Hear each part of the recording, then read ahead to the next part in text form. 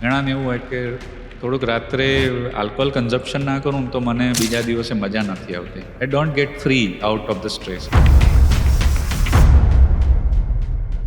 દારૂ પીવાથી લીવર શું કામ અને કેવી રીતે બગડે? આલ્કોહોલના કારણે લીવર બગડવાની શરૂઆત થાય, આંખોમાં કમળો દેખાય, પેટમાં પાણી ભરાય. પછી ઘણા પેશન્ટ એવું કહે અમને કે અમે તો આલ્કોહોલ પીવાનું બંધ કરી દીધું છે, તો હવે કેમ સારું થતું નથી? ત્યારે જે પીધું તમે તેનું 3 મહિના સુધીની ઇફેક્ટ દેખાશે.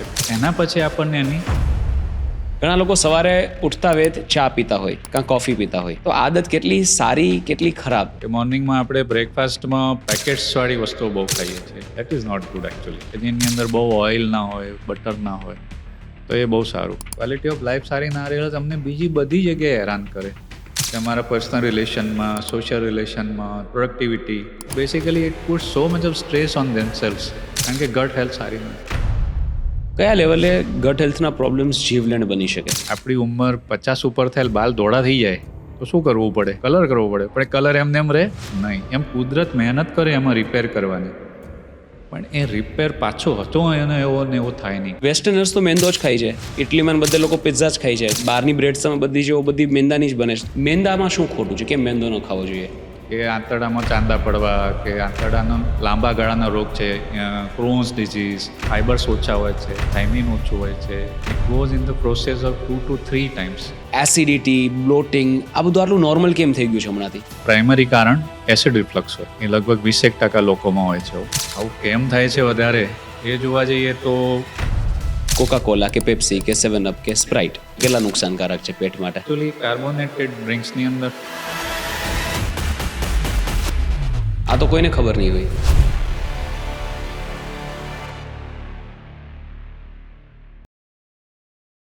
નમસ્કાર દોસ્તો, સ્વાગત છે આજના ખાસ એપિસોડમાં. મિત્રો, આ એપિસોડ તો બધાએ જોવો જ જોઈએ, કારણ કે આ એપિસોડમાં એવી વાતો કરવાના છીએ જે આપણે બધા રિલેટ કરી શકીએ. આપણે બધા કોઈના કોઈ ગટ પ્રોબ્લેમથી પીડાતા હોઈએ છીએ. સામાન્યમાં સામાન્ય માણસને પણ કંઈ ને કંઈ સ્ટમકમાં પ્રોબ્લેમ હોય જ છે, કારણ કે આજની આપણી લાઈફસ્ટાઈલ જ એવી છે. એવું કહેવામાં આવે છે કે આપણું પેટ બધા રોગોનું મૂળ છે. જો તમારા પેટમાં કંઈ તકલીફ હોય તો અલગ અલગ પ્રકારના રોગો થવાના તમને ચાન્સીસ છે, તમારી ઇમ્યુનિટી ઘટવાના ચાન્સીસ છે. એટલે બે શરીરના મહત્ત્વના જે એરિયાઝ કહેવાય, એક છે મગજ અને બીજું પેટ, કે જ્યાં મોટા ભાગના રોગોનું મૂળ રહેલું છે. આપણી આદતો, આપણી લાઈફસ્ટાઈલ, ક્યારે શું ખાઈએ છીએ, આપણા ખોરાક અત્યારે જે હિસાબથી થઈ ગયા છે, એમાં શું આપણે સાચું કરીએ છીએ, શું ખોટું કરીએ છીએ, એની આપણને ખબર જ નથી. અને વર્ષો વીતી જાય અને પરિસ્થિતિ બગડી જાય પછી આપણને ખબર પડે છે. તો આજે આ બધી વસ્તુઓ આપણે ડિસ્કસ કરવાના છે ખૂબ ડિટેલમાં. અને આ વાત કરવા માટે આપણી સાથે ઉપસ્થિત છે doctor Kartik Desai from KD hospital, a senior gastroenterology consultant with KD Hospital with decades of experience, one of the most known in his field and an accomplished doctor. તો મિત્રો, આજે આપણે વાતો કરીશું કે આપણે શું કરવાનું અને શું ન કરવાનું. આટલી સિમ્પલ જ વાત છે, પણ છતાં લોકો નથી માની શકતા, નથી સમજી શકતા. તો ખાસ કરીને આ એપિસોડ આખો જોજો. ચલો શરૂ કરીએ. Doctor Kartik Desai, welcome to the Jay Thadeshwar show. Thank you જયભાઈ. સર, આપણે બેઝિકથી શરૂઆત કરીએ. એસિડિટી, બ્લોટિંગ, આ બધું આટલું નોર્મલ કેમ થઈ ગયું છે હમણાંથી? હું જેટલા લોકોને ઓળખું છું લગભગ બધાને કાં તો ગેસનો પ્રોબ્લેમ છે, કાં એસિડિટીનો પ્રોબ્લેમ છે, કાં બ્લોટિંગનો પ્રોબ્લેમ છે. શું કામ? બહુ સારો ક્વેશ્ચન છે. એકચ્યુઅલી અમે અમારી ઓપીડીમાં 100 પેશન્ટ જોઈએ, એમાંથી 50 થી 60 પેશન્ટની કમ્પ્લેન આ જ હોય છે, મેઇન કમ્પ્લેન. હા, ગેસ થવો એટલે કે પહેલું તો એક વસ્તુ એવી છે કે પરસેપ્શન લોકોનું અલગ અલગ હોય છે. અમારી ભાષામાં ગેસ થવો એટલે કે જમ્યા પછી પેટ ભારે લાગવું, કાં તો વધારે પડતું પાદું એટલે કે ફાર્ટિંગ થવું, કાં તો જમ્યા પછી પેટમાં અનઇઝીનેસ ફીલ થવી. એને મેડિકલ ભાષામાં અમે ગેસ કહીએ છીએ. એસિડિટી એટલે કે છાતીમાં વળતરા બળવી, ખાટા ઉડકારા આવવા, ગળું ખાટું લાગવું, અડધી રાત્રે ઉધરસ આવી અને ઊભા થઈ જવું, અને ઘણી વખતે શ્વાસમાં તકલીફ હોય, શ્વાસની બીમારી હોય, પણ એનું પ્રાઇમરી કારણ એસિડ રિફ્લક્સ હોય. એ લગભગ 20% લોકોમાં હોય છે. અચ્છા. આવું કેમ થાય છે વધારે એ જોવા જઈએ તો મેઇનલી અત્યારની લાઈફસ્ટાઈલ અને સ્ટ્રેસ લેવલ ઘણું બધું વધારે છે. લાઈફસ્ટાઈલમાં જમવાના ટાઈમિંગ, ઊંઘવાના ટાઈમિંગ, ફૂડ હેબિટ્સ, આ બધું આમાં કન્ટ્રીબ્યુટ બહુ કરે છે. ઓકે. ઘણા લોકો સવારે ઉઠતા વેત ચા પીતા હોય કાં કોફી પીતા હોય, રાઈટ? મને પોતાની આદત હતી કે સવારે જ્યાં સુધી હું ચા ન પીઉં ત્યાં સુધી મારી સવાર જ ન પડે. અને હવે આદત થોડી બદલાઈ છે કે હું પહેલાં બ્રેકફાસ્ટ કરી લઉં. ચા હમણાં નથી લેતો, પણ બ્રેકફાસ્ટ કર્યા પછી મને થોડાક જ સમયમાં કોફી જોઈએ, અને એ પણ પ્રોપર એસ્પ્રેસો શોટ જોઈએ. રાઈટ? તો આદત કેટલી સારી કેટલી ખરાબ, શું હોવું જોઈએ, સવારે શું ન લેવું જોઈએ કે શું લેવું જોઈએ? હું થોડુંક અલગ રીતે જોઈશ આને. હું આપણે જે પૌરાણિક પ્રથા છે એ તરફ થોડુંક વધારે કહીશ તમને. પહેલાં તો સવારે જાગી નાહી ધોઈ લેવું જોઈએ વ્યવસ્થિત રીતે. એના પછી તમારે સવારે કંઈક રૂટીનમાં કોઈક એક્સરસાઇઝ, યોગા, પ્રાણાયામ, રનિંગ કંઈક કરવું જોઈએ. Before you it anything. Yes, ભૂખ્યા પેટે. યોગા પ્રાણાયામ તો બેસ્ટ ભૂખ્યા પેટે જ સારા થાય. બરાબર. તમને એવું ફાવતું ના, તમને સ્વિમિંગ કરવું ગમતું હોય તો કંઈક તો કરવું જોઈએ ફોર 1 hour. એના પછી હું એવું કહીશ કે તમને ચા, કોફી જે પણ તમે લેતા હોય એ લેવું જોઈએ. રૂટીનમાં ગુજરાતી લોકોને ચા પીવાની આદત હોય છે, તો ચા પીવી જોઈએ. એમાં કંઈ ખોટું નથી, એમાં સવારે કંઈ ખોટું નથી, પણ એને કંઈક એક લિમિટેશનમાં પીવી જોઈએ. એમ કે ભાઈ એકાદ કપ, કે બહુ મેક્સિમમ 1.5 કપ ચાનો કપ છે, ઓલો મોટો ગ્લાસ નહીં. એના સિવાય પણ મોર્નિંગનો જે બ્રેકફાસ્ટ હોય છે ને, એમાં આપણું બહુ જ અત્યારે બદલાઈ ગયું છે કે મોર્નિંગમાં આપણે બ્રેકફાસ્ટમાં પેકેટ્સવાળી વસ્તુઓ બહુ ખાઈએ છીએ. બિસ્કિટ છે, ખારી છે, ટોસ્ટ છે, મસ્કાબન છે, જે બ્રેડ છે, જેની અંદર બટર, મેંદો અને શુગરનું કોમ્બિનેશન છે. That is not good actually. આપણું જે ગુજરાતી, તમે ફરીથી પાછો જૂના સમયમાં જ જઈશ કે ગુજરાતી માણસો પહેલાં શું ખાતા હતા. તો મને તો એવું યાદ છે કે મોર્નિંગમાં તમને કાં તો ભાખરી મળે, કાં તો રોટલી મળે, કાં તો ગામડાઓમાં તો બાજરાનો રોટલો મળે, શિરામણ કરતા હોય એમાં. બીજું શું મળે એની સાથે? તો ચા હોય તો ચા મળે, દૂધ હોય તો દૂધ મળે. બરાબર. બહુ બેસિક કોન્સેપ્ટ છે કે ભાઈ તમે મોર્નિંગમાં એવું હળવું લ્યો કે જેની અંદર બહુ ઓઇલ ના હોય, બટર ના હોય, તો એ બહુ સારું. બરાબર. અને અત્યારે ઓફિસ વર્ક કરવાવાળો વર્ગ હવે ધીમે ધીમે વધતો જાય છે, તો એ લોકો માટે બેઠા બેઠા કામ કરવાનું હોય ત્યારે તમે કોઈ હેવી બ્રેકફાસ્ટ કરો એના કરતાં લાઇટ બ્રેકફાસ્ટ કરો. એના પહેલાં તમે એક ફિઝિકલ એક્ટિવિટી કરેલી હોય તો તમારા બોડીમાં કેલરી રિક્વાયરમેન્ટ કે એનર્જી રિક્વાયરમેન્ટ ઊભી થાય છે, જેના કારણે તમારું પાચન સરળ થઈ જાય. Okay okay. પેલું શિરામણ, જે નામ પડ્યું શિરામણ, કે સવારે તમે વધારે ખાઓ, યસ, અને તો એ કિંગ સાઇઝ બ્રેકફાસ્ટ એ યોગ્ય નથી. કિંગ સાઇઝ બ્રેકફાસ્ટની એ જમાનામાં એટલા માટે જરૂર હતી કે એ લોકો સવારે 6 વાગે જાગી અને કામ કરવાનું શરૂ કરે અને બપોરે 1 વાગે જમવાનું શરૂ કરે. બપોરનું જમવાનું કે લંચ 1 વાગે હોય. અને તમને હું થોડાક એક્ઝામ્પલ આપીશ કે ધારો કે તમારે બાજરો કાપવો હોય ખેતરમાં, તો તમે હાથ હલાવે રાખો છો સવારના 6 થી બપોરના 1 સુધી. તો સવારે તમારે બરાબર પેટ ભરીને જમવું જ પડે. રાઈટ. તમે સવારથી જાગો છો અને ખેતીમાં હળ હાંકો છો બપોરે 11-12 વાગ્યા સુધી, તો નહીં તો તમે એમાં હળનો એક ચાસ ગણો તો પણ તમે 15 થી 20 કિલોમીટર ચાલી લો છો. અને સાથે હળનું વજન જે છે ને 10 થી 15 કિલો હોય. એટલે એટલું તો જીમમાં કોઈક વર્કઆઉટ નહીં કરતું હોય. હા, આ તો બહુ વધારે પડતું થઈ ગયું. એટલે લેવું પડે છે. એટલે એ લોકોનું જમવાનું એવું હોય છે. એ લોકો પછી બપોરે શીરો ખાય, ગોળગી રોટલો ખાય, તો એમના માટે જેટલું કેલરી બર્ન કરે એની સામે કંઈ જ નથી. તમે જોજો હજી પણ જે જૂના દાદા અને બધાએ જે લોકોએ ખેતરનું કામ કર્યું હશે, હજી એ લીન એન્ડ થીન અને ફિટ લાગશે, કારણ કે એમનું વર્કઆઉટ એટલું બધું હતું. Right right. એટલે જ મેં શરૂઆત ત્યાંથી કરી કે મોર્નિંગમાં જાગીને પહેલાં તો આપણે વર્કઆઉટ કરીએ, કંઈક એક્સરસાઇઝ કરવા જઈએ, યોગા કરીએ, પ્રાણાયામ કરીએ, સ્વિમિંગ કરીએ, પણ એ પણ 45 મિનિટ્સ ટુ 1 hour. અચ્છા. એવું લાગુ છે એક શિયાળામાં પરસેવો થઈ ગયો એમ. બરાબર બરાબર. ત્યાર પછી જ કઈ વસ્તુ મોઢામાં નાખવાની, તો બેસ્ટ છે, કારણ કે તમને હંગર એ વખતે હશે, તમને ભૂખ લાગી હશે સારી એવી. બરાબર બરાબર. એટલે તમારું બોડી રેડી છે કંઈક જમવા માટે કે એનર્જી રિક્વાયરમેન્ટ માટે. બીજું કેવું થાય છે કે હવે લોકો લેટ નાઇટ સ્નેક્સ લેતા હોય છે, બરાબર, તો સિસ્ટમને પાછી શાંત પડી અને રિવાઇઝ થવામાં પણ ટાઈમ લાગે. મને પોતાની એક ખરાબ આદત છે. એટલે આપણે જોઈએ ને કે અમુક ધર્મ જોઈએ, જૈન ધર્મ, તો એમાં બહુ સરસ છે ટેવ છે કે ભાઈ સૂરજ ઉગે એટલે જમવાનું, રાઈટ, સૂરજ હાથમે પછી બધું બંધ, પછી કાંઈ નહીં ખાવાનું. રાઈટ, બરાબર ને? પણ એ બહુ સાયન્ટિફિક છે એકચ્યુઅલી. આપણા બોડીની રિધમ જે છે એ સૂરજને સાથે ચાલે છે. મગજની અંદર હાઇપોથેલેમસ કરીને જે એરિયા છે એની અંદર જે કુદરતી ક્લોક કહીએ આપણે, સર્કેડિયન રિધમ કહેવાય એને. સર્કેડિયન રિધમ એ મગજમાંથી ચાલતી હોય છે. એટલે તમારા આંખો ઉપર સૂર્યપ્રકાશ પડે કે તમે તડકામાં જાઓ તો એ રિધમ રીસેટ થાય. એટલે જ મોર્નિંગમાં લોકો વધારે પ્રિફર કરતા કે તમે બહાર ચાલવા જાઓ, સુરતને જોવો. ઇનફેક્ટ સુરતને પાણી ચડાવવું એ પણ એક સાયન્ટિફિક વસ્તુ જ છે કે તમને પાણી ચડાવવાની ટેવ હશે ને તો તમે સુરતનો રોજ જોવા જશો. Right right right. એટલે મિડનાઇટ સ્નેક્સ ને એ બધું જે છે એના કારણે તમારી બોડી જે છે એ રીબૂટ થતી નથી.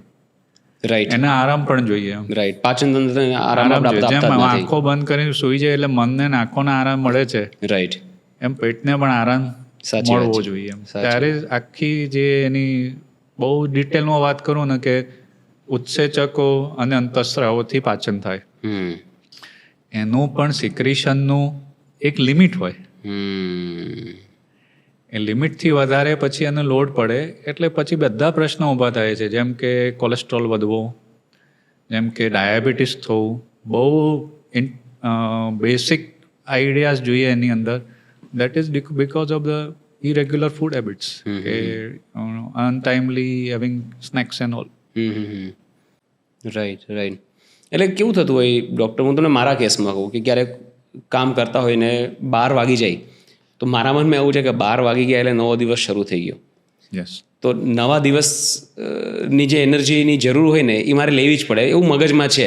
તો 12 વાગ્યાથી વધારે જો હું જાગતો હોય તો મારે સ્નેક્સ લેવો જ પડે. એટલે આ ખોટી જ વસ્તુ છે. ના, હું તમને બીજી રીતના કહીશ કે સ્કેડ્યુલિંગ જે છે ને એ આપણે થોડુંક એ રીતના કરીએ કે ગમે તેટલા કામો હોય પણ 7 વાગશે સાંજના ત્યારે 10 મિનિટથી 15 મિનિટ જમતા થશે, મને વધારે ટાઈમ નહીં લાગે.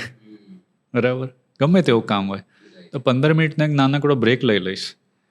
મારે એક સાથે આખું મિલ નથી જમવું તો થોડુંક ખાઈશ, એમ કે 2 રોટલી ને શાક. પછી 2 કલાક જાય તો 10 વાગે થોડુંક પાછું ખીચડી છે, દૂધ છે, કંઈક લઈ લઈશ એમ. પણ એટલીસ્ટ ત્યાં સુધીમાં મારું જમવાનું પતી જવું જોઈએ એમ. તમે થોડુંક શેડ્યુલ કરશો એને ટાઈમસર તો બેસ્ટ રહેશે એમ. એકચ્યુઅલી મને તો પર્સનલ એવું લાગે છે કે આ બધી આદતો કોલેજમાં જઈને ઊભી થાય છે. ઘરે તો તમારા પેરેન્ટ્સ છે, દાદા દાદી છે, એકચ્યુઅલી એ લોકો તમને શું કરે છે એને આપણે એકચ્યુઅલી કોપી કરીએ છીએ અને એ પ્રમાણે આપણે ચાલીએ છીએ. પણ પછી એ કોલેજની કે હોસ્ટેલની આદતો જે છે એ ફરીથી આગળ ને આગળ ચાલુ રહે છે. પણ વૈદિક સમયમાં કેવું હતું કે છોકરું 6 વર્ષનું થાય કે 5 વર્ષનું થાય ને ત્યારે આશ્રમમાં જતું રહે, બરાબર?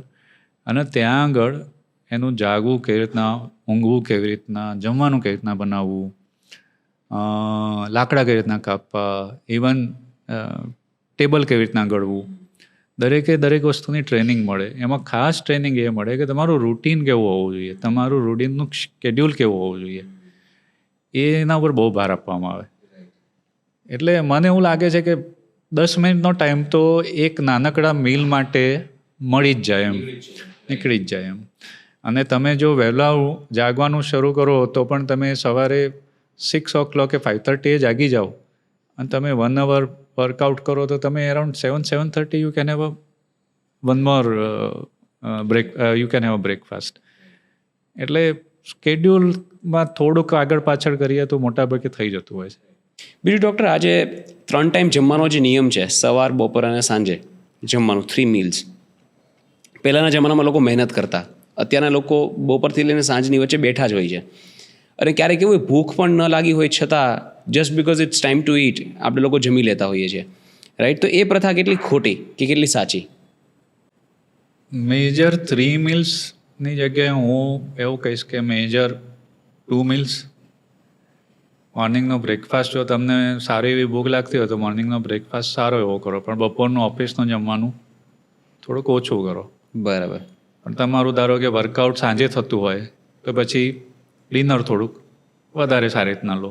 બરાબર. પણ આખો દિવસ બેઠા રહ્યા હોય પછી ડિનરને એટલો બધો ભાર દેવાની જરૂર નથી. બીજું કેવું છે કે આપણું જમવાની થાળીની જે ક્વોન્ટિટી છે ને એમને એમ રહી ગઈ, ઇવન વધી મોટી થઈ. ફોર એક્ઝામ્પલ કે મને યાદ છે કે ભાઈ એક આજથી 10 કે 15 વર્ષ પહેલાં થાળીમાં સ્વીટ કેટલા દિવસ હોય? રોજે રોજ ના હોય. પ્રસંગ હોય તો જ હોય. તો જ હોય, એક્ઝેક્ટલી. ફરસાણ કેટલા દિવસ હોય? પ્રસંગ હોય તો જ હોય. હવે આપણે રોજ બપોરે કંઈકનું કંઈક નમકીન, કંઈકનું કંઈક સ્વીટ, કંઈકનું કંઈક ફરસાણ ખાઈએ છીએ, જે એકચ્યુઅલી વધારે પ્રોબ્લેમ કરે છે. બરાબર. બાકી થાળીની અંદર તમે હાઈ કેલરી ઇન્ટેક ઓછો કરો તો કાર્બોહાઈડ્રેટનું જે પ્રમાણ છે એ ઘટાડો. બહુ સિમ્પલ છે કે તમે રાઈસ ખાવાના બંધ કરી દો કાં તો ઓછા કરી દો, શાકભાજી વધારી દો. બરાબર. દહીં એકચ્યુઅલી આપણને દહીં બહુ હળવું છે, પણ એકચ્યુઅલી દહીંનું જ્યારે ફર્મેન્ટેશન થાય ત્યારે સાયન્ટિફિકલી એમાં 1/3 શુગર બની જાય. ઓહો. યસ. આ તો કોઈને ખબર નહીં હોય. હા, અને 1/3 શુગર બની જાય એટલે હું એવું મારા ઘણા બધા પેશન્ટને કહું કે ભાઈ તમે દહીંની જગ્યાએ છાશ લો, કારણ કે તમારું દહીંની સાથે કેલરી ઇન્ટેક ઘણો બધો વધી જાય છે. અચ્છા. શુગર છે પ્લસ ઓઇલ તો મળવાનું જ છે એમાંથી, તમારો કેલરી ઇન્ટેક ઘણો વધી જાય. રાઈટ. કાર્બોહાઈડ્રેટ્સ જેટલા ઓછા કરીએ, બેઝિકલી ઇન્ડિયન ડાયટ વર્ષોથી, મતલબ મે બી 500 years ઓર મોર કાર્બોહાઈડ્રેટ ઓરિએન્ટેડ છે. કાર્બોહાઈડ્રેટ એટલે કે રાઈસ, રોટલી, ઇવન બાજરો, જુવાર પણ એમ જ આવી જાય. બાજરા જુવારમાં કાર્બોહાઈડ્રેટ્સ થોડાક ઓછા હોય છે પ્રમાણ. એનું રીઝન એ જ હતું કે આપણે બધાનું ચાલવાનું બહુ જ હતું ઇન્ડિયન લોકોમાં. ખેતરમાં ચાલવાનું, વેપાર કરવા જેવું હોય તો ચાલવાનું, પાણી ભરવા જવું હોય તો પણ ચાલવાનું. રાઈટ. હવે એ બધી વસ્તુઓ સાવ બંધ થઈ ગઈ છે. રાઈટ. એટલે કાર્બ ઓરિએન્ટેડ જે ડાયટ છે એ ખરેખર આપણે ઓછું કરવું જોઈએ, કારણ કે કાર્બોહાઈડ્રેટ્સ જે છે એમાંથી ગ્લાયકોઝન સિન્થેસિસ થાય લીવરની અંદર. ગ્લાયકોઝન એનર્જીનો સ્ટોર તરીકે કામ કરે. અને જ્યારે પણ તમે સ્ટ્રેસ અનુભવો કે જ્યારે તમારું વર્કઆઉટ વધી જાય ત્યારે એમાંથી એનર્જી રિલીઝ થતી જાય. બરાબર. અને તમને થોડાક સમય એ એનર્જી કન્ટિન્યુઅસલી શરીરને મળે. બરાબર. પણ હવે એવું કોઈ સ્ટ્રેસ રિલેટેડ કે વધારે ફિઝિકલ એક્ટિવિટી વાળું કામ કરવાનું હોતું જ નથી મોટા ભાગે. એટલે ભેગું જ થઈ રાખે. એટલે બધું ભેગું જ થઈ રાખે. જ્યારે વધારે સ્ટોરેજ થાય છે ત્યારે એમાંથી ચરબી બને છે. એટલે આપણે એવું કહેતા કે હું ઘી તેલ નથી ખાતો તો પણ મારું તો વજન વધે, ચરબીનો વધારો થયો, પણ એકચ્યુઅલી તમે કાર્બોહાઈડ્રેટ બહુ કન્ઝ્યુમ કરો છો, એના લીધે એવું થાય છે. ડૉક્ટર, ઇન્ડિયન બોડી ટાઈપ્સ જોઈએ ને તો ઇવન એવા લોકો જે ઓબીઝ નથી, કે જે લોકો નોર્મલ ભાષામાં આપણે એમને જાડા ન કહી શકીએ વધારે પડતા, એમને પણ બેલી ફેટ હોય, પેટનો ભાગ વધારે હોય, આમ એકદમ પતલા હોય પણ પેટનો ભાગ વધારે હોય, એનું કારણ શું? સો મેઇન 2 રીઝન છે. એક તો આપણું જેનેટિક કમ્પોઝિશન એવું છે. એક જીન છે જેના લીધે ફ્લેંક ફેટ અને એબ્ડોમિનલ ફેટનું લેવલ ઇન્ડિયન લોકોમાં વધારે છે. એવો અન્યાય કેમ આપણી સાથે? એનું રીઝન બીજું એવું છે કે આપણા લોકોએ સ્ટાર્વેશન રિલેટેડ જે ટાઈમ હતું એ બહુ વર્ષો સુધી કાઢ્યો. ફોરેન લોકો આવ્યા આપણા દેશમાં, આપણા દેશના લોકોને બહુ જ ખરાબ પરિસ્થિતિમાંથી પાસ આઉટ થવું પડ્યું. અને હું એ જ કહેવા જતો હતો કે હજારો વર્ષનો ઇતિહાસ હશે, એમ 500-600 વર્ષ, 1000 વર્ષનો જૂનો ઇતિહાસ હશે, જેની અંદર ઇન્ડિયન લોકોએ બહુ જ સમય ભૂખમરામાં કાઢ્યો. એટલે જ અત્યારે જુઓ કે જેમ હવે આપણી ઇકોનોમી સ્ટ્રોંગ થતી જાય છે, જમવાનું ઇઝીલી અવેલેબલ છે, ત્યારે ઇન્ડિયન લોકોની અંદર શુગરનું ડાયગ્નોસિસ બહુ જ વધવા માંડ્યું છે. તમે કીધું એ જ કે સેન્ટ્રલ ફેટ એક્યુમ્યુલેશન છે, ઇન્સ્યુલિનનો રેઝિસ્ટન્સ વધારે આવે છે, ઇવન યંગ લોકો હોય તો પણ 32-33 વર્ષની ઉંમરે. હવે જે જીનેટિક કમ્પોઝિશન ચેન્જ થયું છે એ તો આપણે હવે બદલી નથી શકવાના, પણ એટલીસ્ટ ફિઝિકલ એક્ટિવિટી જે હતી ઇન્ડિયન લોકોમાં એ આપણે કરી શકીએ. અને એનું બહુ ડ્રાસ્ટિકલી ઓછું થયું છે કે જેમ જેમ આપણે ઇન્ડસ્ટ્રીયલાઇઝ થતા જઈએ છીએ એમ આપણી ફિઝિકલ એક્ટિવિટી ઓછી થતી જાય છે. હા, બીજું પણ એવું છે કે આપણે વેસ્ટર્ન ડાયટનું બહુ જ ફોલો કરીએ છીએ. એકચ્યુઅલી વેસ્ટર્ન ડાયટને 2 રીતના, આપણે વેસ્ટર્ન કલ્ચરને 2 રીતના ફોલો કરવાનો ટ્રાય કરીએ. એક કે ભાઈ કપડાં પહેરવામાં, બરાબર, અને ઇન્સ્ટ્રુમેન્ટ કે ઇન્ડસ્ટ્રીયલ રિવોલ્યુશનમાં એનો ઉપયોગ કરીએ છીએ, ટેકનોલોજીને બધાનો. પણ એની સાથે સાથે ન જાણતા પણ આપણે ફૂડની સાથે સંકળાઈ જઈએ છીએ, બરાબર ને. પણ તમને મજા આવવાનું ખાવાનું વિચારતો હોય ને તો ગુજરાતી કુઝિનમાં કે ઇન્ડિયન કુઝિનમાં એટલી બધી વેરાયટી છે, તમે ઇવન વિચારી નહીં શકો એમ. ફોર એક્ઝામ્પલ, સુરતના ખમણ અલગ, રાજકોટના ખમણ અલગ, લોધરાના ખમણ અલગ. તમે પાણીપુરીની વેરાયટી વિચારો તો પાણીપુરીમાં પણ તમને યુપીની પાણીપુરી અલગ, ગુજરાતની અલગ, કલકત્તાની અલગ, મધ્યપ્રદેશની અલગ.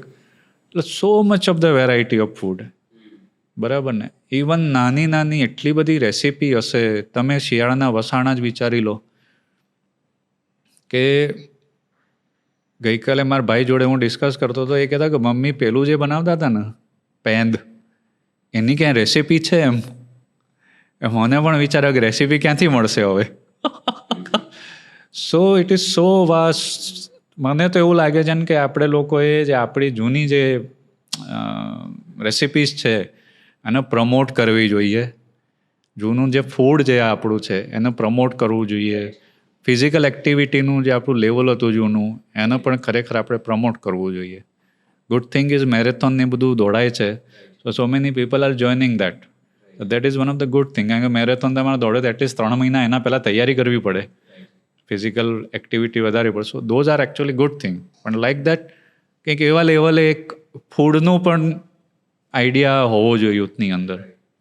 ડૉક્ટર, એવું કહેવાય છે કે આપણા ભારતીય લોકો પહેલાં ઘઉં ખાતા જ નહીં, ઘઉં આપણો ખોરાક હતો જ નહીં, આપણું અનાજ હતું જ નહીં. આપણે મિલેટ્સ ખાતા, એટલે બાજરી છે, રાગી છે, એવું બધું આપણે ખાતા. પ્રધાનમંત્રી શ્રી પણ મિલેટ્સને પ્રમોટ કરે છે સ્પેશિયલી. ઇવન આ વખતે પણ ઇન્ડિપેન્ડન્સ ડેની સ્પીચમાં એમણે ઉલ્લેખ કર્યો હતો, રાઈટ? તો શું ખરેખર ઘઉં બંધ જ કરી દેવા જોઈએ? ઘઉંથી બનેલી બ્રેડ્સ, રોટી ન જ ખાવી જોઈએ? પ્રેક્ટિકલી એવું તો પોસિબલ નથી. જો બધા એવું કરવા જાય તો મિલેટ્સની પણ અછત થઈ જાય. બરાબર. આપણું પોપ્યુલેશન એટલું બધું છે. પણ ઘઉંની અંદર તમે ધારો કે ભડકું હોલ વ્હીટ ફ્લાવર ઇંગ્લિશમાં કહીએ તો. કેવું? ભડકું, whole wheat flour. Whole wheat flour, હા, રાઈટ. તો એની અંદર ફાઇબર્સ ઘણા બધા હોય, થાઇમિન સારું હોય, પ્રોટીનનું પ્રમાણ પણ સારું હોય છે. તો તમે એ ચૂઝ કરી શકો એમ. બરાબર. ધારો કે તમે સૌરાષ્ટ્રમાં જશો ને તો ભાખરી હોલ વ્હીટ ફ્લાવરની બને. અચ્છા. જ્યારે તમે મહેસાણા બાજુ જશો ત્યાં ભાખરી બહુ ખવાય, પણ ત્યાં લોટની બને, આટાની બને. બરાબર. પણ સામે વ્હીટની અંદર ઘણું બધું પ્રમાણ, જે આપણે પહેલાં વાત કરી એમ કે ભાઈ રિફાઇન્ડ કાર્બોહાઈડ્રેટ્સ, કે ભાઈ મેંદાને બહુ જ લઈ લીધું છે. મેંદામાં શું ખોટું છે? કેમ મેંદો ન ખાવો જોઈએ? બસ આ જ કીધું એ જ, કે એમાં ફાઇબર્સ ઓછા હોય છે, થાઇમિન ઓછું હોય છે, બરાબર. પ્રોસેસ છે, it goes in the process of 2 to 3 times. કે તમારું વીટ છે એ ખાલી દળ્યા પછી તમે સીધું લઈ શકો એને, પણ પેલું પ્રોસેસિંગમાં જાય એમ, રિફાઇન્ડ ફ્લાવર. પણ વેસ્ટર્નર્સ તો મેંદો જ ખાય છે. ઇટલીમાં બધા લોકો પિઝા જ ખાય છે. બહારની બ્રેડ્સ બધી મેંદાની જ બને છે. તો એ લોકોને કેમ વાંધો નથી આવતો? Very good point. હા. ઇરિટેબલ બાઉલ સિન્ડ્રોમ, કે જે આપણે કહીએ ને મજા નથી આવતી, પેટમાં મજા નથી, હા, બહુ જ મોટું પ્રમાણ વેસ્ટર્ન લોકોમાં છે. અચ્છા. ઇન્ફ્લેમેટરી બેવલ ડિઝીઝ, કે આંતરડામાં ચાંદા પડવા, કે આંતરડાનો લાંબા ગાળાનો રોગ છે, ક્રોન્સ ડિઝીઝ, અલ્સરેટિવ કોલાઇટિસ, એનો બહુ મેજર ચંક વેસ્ટર્ન લોકોમાં છે.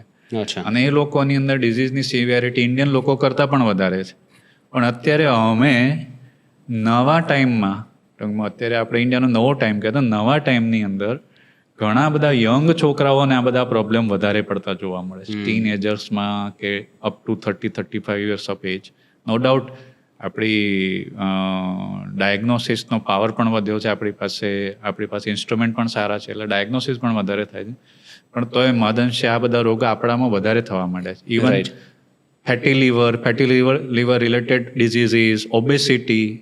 એકચ્યુઅલી ઓબેસિટીને એપિડેમિક જાહેર કરવામાં આવ્યું, પણ first epidemic was in the USA and western countries. Right. એ બધું થયું કેમ? કારણ કે એ લોકોએ 3 વસ્તુ જ ફૂડમાં વધારે લીધી, કે મેંદો, ઓઇલ અને sugar. And actually that is an American paradox. એટલે કે 1980માં એમને એવું લાગ્યું કે આપણું ઓબેસિટીનું પ્રમાણ વધતું જાય છે. તો એમને એવું લાગ્યું કે લોકો આ ઓઇલ કન્ઝપ્શન વધારે છે, તો આપણે ઓઇલની જગ્યાએ કાર્બોહાઈડ્રેટ્સવાળા ફૂડ રેડી ટુ ઇટ વધારે મળવા જોઈએ. તો કેક છે, પેસ્ટ્રીઝ છે, એ બધાનું પ્રમાણ માર્કેટમાં વધવા માંડ્યું અને એનાથી તો એવું થયું કે ઓબેસિટીનો ધડાકો થઈ ગયો ત્યાં આગળ. બિલકુલ that is known as American paradox અચ્છા. In the food consumption. અને સેમ વસ્તુ આપણા ત્યાં પણ થઈ રહી છે. યુનિસેફના એક તારણ પ્રમાણે 2030 કે 35 સુધીમાં out of 10 obese children 1 will be the Indian. એટલે આખી દુનિયાની ઓબેસિટીમાં 10% કોન્ટ્રીબ્યુશન ભારતનું હશે. હા, એક છોકરું ઇન્ડિયાનું હશે. અને That's bad. આપણું પોપ્યુલેશન ગણીએ આપણે highest number of the population વર્લ્ડમાં, તો આપણી પાસે કેટલા બધા ઓબેસ છોકરાઓ હશે. એટલે આપણી આખી નવી જે પેઢી આવી રહી છે એ બહુ અનહેલ્ધી હશે. Obesity is not a healthy thing. This is serious. Yes. તો આપણી નવી પેઢી જે આવી રહી છે એ બહુ અનહેલ્ધી હશે. ઇવન એની સાથે સાથે આ બધા પ્રોબ્લેમ જે મેં કીધા, ઇન્ફ્લેમેટરી બાઉલ ડિઝીઝ છે, ક્રોન્સ ડિઝીઝ, અલ્સરેટિવ કોલાઇટિસ, એ બધાનું પણ પ્રમાણ વધશે. ડૉક્ટર, અત્યારની જે ખાવા પીવાની આદતો છે એમાં એવું શું છે જે બંધ જ કરી દેવું જોઈએ અત્યારે જે આપણે ખાઈએ છીએ એમાંથી? હું થોડુંક અધર વે અરાઉન્ડ વિચારીશ. હું એવું કહીશ કે મારી પાસે બહુ બધા પેશન્ટ આવે તો કે ડૉક્ટર શું જમીએ. તમે કીધું એમ કે સાહેબ શું બંધ કરીએ, શું ચાલુ રાખીએ. પણ મને એવું લાગે છે ને કે એ બધું ભેગું કરીએ છીએ ને ત્યારે આપણું જમવા પ્રત્યેનો સ્ટ્રેસ એટલો વધે છે ને કે એમાંથી પ્રોબ્લેમ નવા ઊભા થાય છે. ટ્રુ. હું એટલું સિમ્પલ કહીશ ને કે ભાઈ તમારા ખેતરમાં જે ઉગે છે ને એ વસ્તુ તમે ખાઓ. તમારા ખેતરમાં જે શાકભાજી થાય છે એ તમે ખાઓ. તમારા ખેતરમાં જે ધાન ઉગે છે, બાજરી, જુવાર, મકાઈ કે ઘઉં, એ તમે ખાઓ. જે મગફળી છે કે રાયડો છે કે એ પણ જે પણ તેલીબિયા ઉગે છે એનું તમે તેલ ખાઓ. તમારી જમીનમાં જે ઉગતું હોય તમે ખાઈ શકો. એક્ઝેક્ટલી. કારણ કે આપણું જીનેટિક સ્ટ્રક્ચર કહીએ કે આપણું અત્યાર સુધીનું એઝ એન ઇન્ડિયન કે એઝ અ ગુજરાતી ઇવોલ્યુશન કહીએ એ આ જમીનમાંથી થયું છે. પગથી લઈને માથાના બાલ સુધીનું આખું સ્ટ્રક્ચર આ જમીનમાંથી બન્યું છે. એટલે એન્વાયરમેન્ટ ફ્રેન્ડલી તમારે થવું હોય, અંદરનું એન્વાયરમેન્ટ સુધારવું હોય તો તમારા એન્વાયરમેન્ટમાં જે બધું પાકે છે એ જ તમે ખાઓ. એટલે આટલું ખબર પડશે ને તો food is very simple actually. સિઝનનું ફૂડ હશે એ બહુ સસ્તું હશે, સિઝનનું ફૂડ હશે બહુ ફ્રેશ હશે, એનો ટેસ્ટ પણ બહુ સારો આવશે એકચ્યુઅલી. તમે કોબીનું શાક ઉનાળામાં ખાઓ અને શિયાળામાં ખાઓ, કે ભીંડાનું શાક શિયાળામાં ખાઓ અને ઉનાળામાં ખાઓ, કેટલો ફરક હોય છે. એટલે જે સિઝનમાં જે વસ્તુ મળે છે એ તમે એટલું ખાલી ધ્યાન રાખશો મગજમાં તો એ ઘણું થઈ જશે. એમ મને લાગે સ્કૂલમાં છોકરાઓને આ જ શીખવાડવું જોઈએ. ટ્રુ. ના, સાચે બહુ સાચી વાત છે. તમે સિઝનમાં કયું આ સિઝનમાં કેટલા ફ્રૂટ્સ આવે છે એમ, અને શું ખાવું જોઈએ. મારી પાસે ઘણા બધા પેશન્ટ આવે કે સાહેબ હું તો રોજ સવારે 2 કેળા ખાઉં છું, પણ હું એમને કહું કે ભાઈ હવે શિયાળો આવી ગયો, હવે કેળાનો ટાઈમ નથી. તમે અત્યારે જામફળ સારા મળે, ઓરેન્જ સારી મળે, નારંગી સારી મળે, એ ફ્રેશ હોય છે ને એ તમારે ખાવી જોઈએ. સ્ટ્રોબેરી પણ સારી મળે. એની સ્ટ્રોબેરી ગુજરાતમાં થતી નથી એટલે ટ્રાન્સપોર્ટેશન ઘણું વધી જાય, તો એ થોડુંક પછી ફૂડ ઓલ્ડ થઈ જાય, કોમ્પ્રોમાઇઝ થઈ જાય. પણ જે લોકલ જે છે અહીંયા આગળ એ આ બધા ઘણા મળે. મેન ગુજરાતમાં ફ્રૂટ્સ ઘણા બધા મળે છે. તમે દાડમ ઘણા બધા ઉગે ધાનેરા બાજુમાં, ચીકુ ઘણા બધા ઉગે સુરત કે વલસાડ બાજુમાં, કેરી બહુ બધી છે ગુજરાતમાં, પાઇનેપલ બહુ બધા છે, કેળા પણ સુરત અને નવસારી બાજુ ઘણા થાય છે.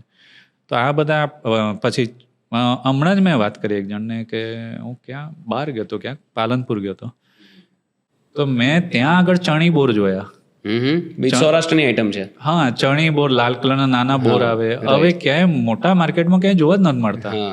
પછી ઓલા કલમી બોર આવે, બરાબર, ગુંદા છે.